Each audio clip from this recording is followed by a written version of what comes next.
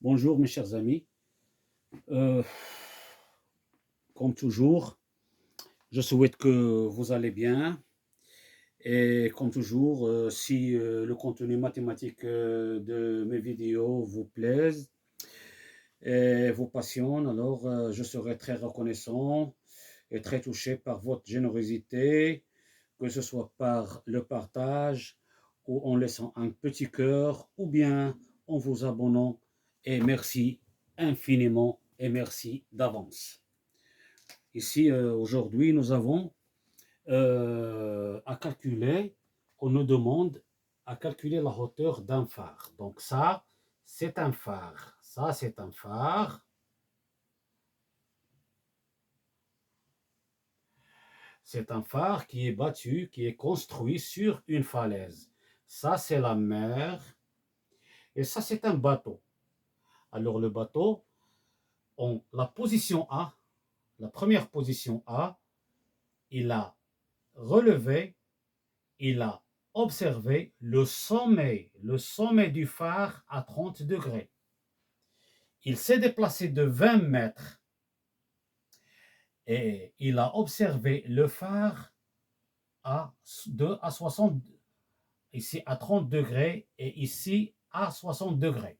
En A 30 degrés, en B 30 degrés, sachant que on va considérer que ASH est un triangle rectangle, BSH est un triangle rectangle. Alors, généralement, les bateaux effectuent leurs observations des phares comme ça à l'aide d'un instrument nautique appelé le sextant. Appelé le sextant. Le sextant.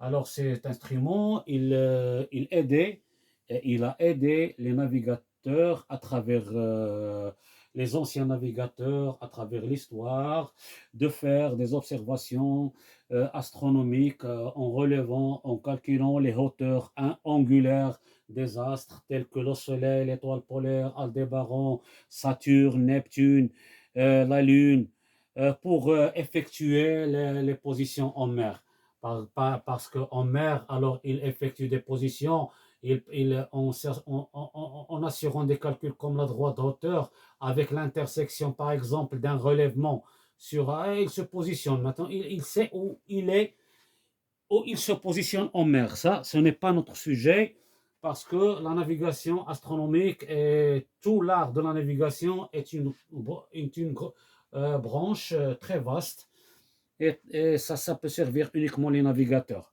Bon, euh, lorsque je publie cette petite vidéo, je vais mettre dans la place partager avec vous une petite figure, une petite image du sextant afin que vous le sachiez bien. Donc, pour calculer, et le but des calculs des navigateurs, ce n'est pas pour savoir la hauteur des phares comme ça, parce que les phares, leur hauteur, elle est mentionnée sur les cartes marines. Parce que ce qui importe pour le bateau, c'est de savoir où il se situe pour, euh, pour tracer sa route. Ça fait partie de la culture générale. Donc, on a tangente de 30 est égal à SH divisé par AH. Ça, concernant en position A. De même, on a une autre tangente, parce que dans notre triangle, ici, tangente de 30, on prend en considération le triangle ASH. Donc, on va voir ici sur le triangle BSH la tangente de 60.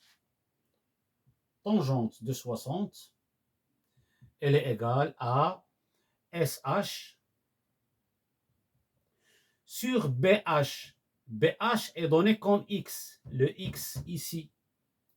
Donc, je vais écrire tout simplement X. Voici X, c'est la distance BH. Donc,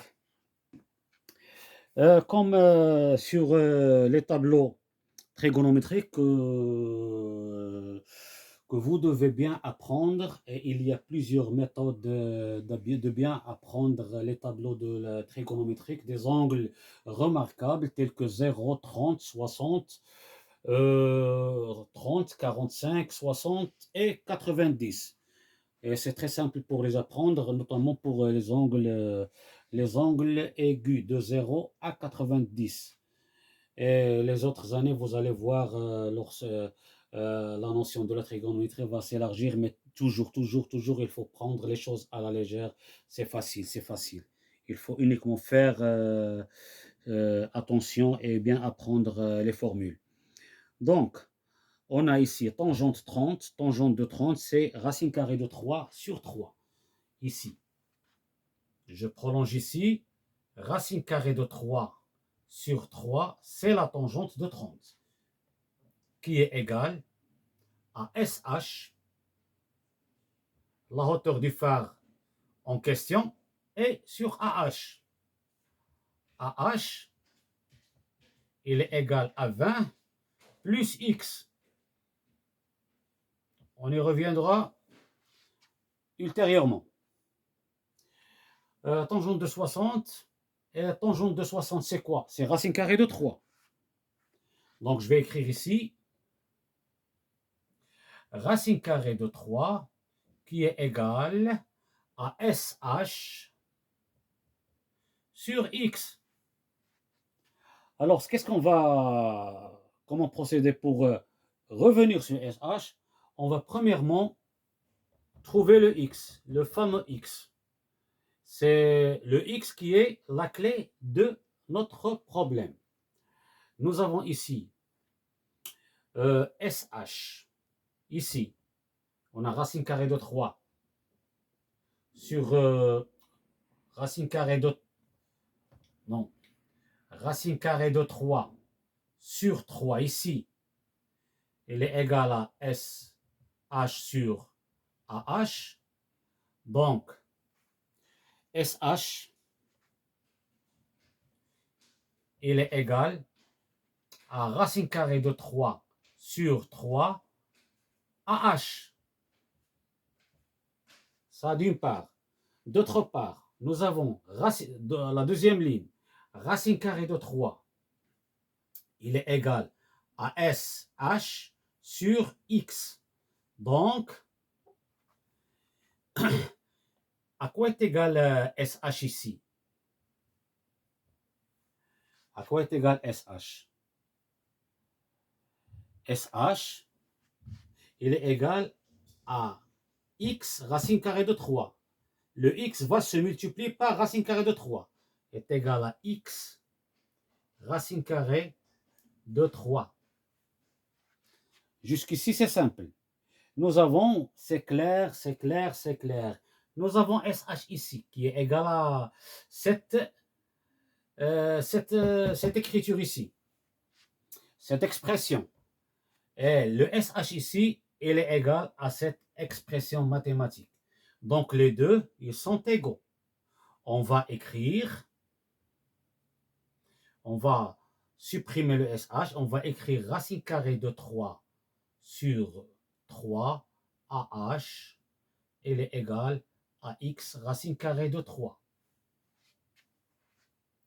Nous avons ici racine carrée de 3 au dénominateur. Ici même, il y a un dénominateur, donc je simplifie ici par racine carrée de 3. J'aurai finalement ici un tiers. Excusez-moi mes chers amis, ça paraît un peu long, mais j'aime bien aller pas à pas pour que tout le monde puisse comprendre. AH, il est égal à X. Donc, AH à quoi est égal? AH. Ce AH, il est égal à 20 plus X. Donc, je vais remplacer le 3 va passer ici. On aura ici AH, il est égal à 3X. Le AH, qui est égal à 20 plus X. AH, il est égal à 20 plus X. il est égal bien sûr à 3x. Bon, l'égalité elle est commutative. Les x, je vais faire venir les x ici. Et le nombre 20, je vais le faire passer ici. Donc, ici on aura 3x moins x, il est égal à 20.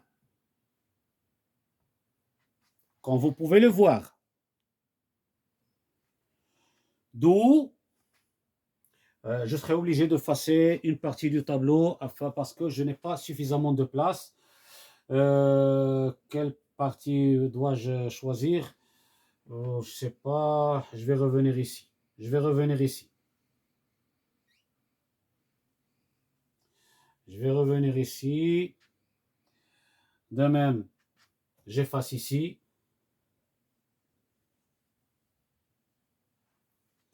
Je suis sûr que vous aurez, si vous voulez revenir à cette démarche, vous la trouvez en revenant sur votre vidéo.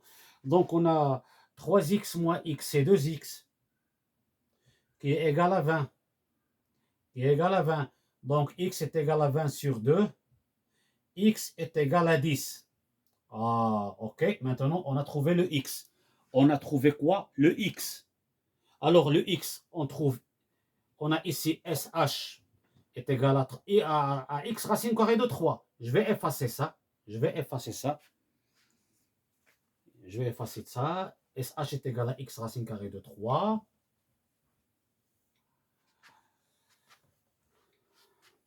On a SH. Il est égal à x racine carrée de 3.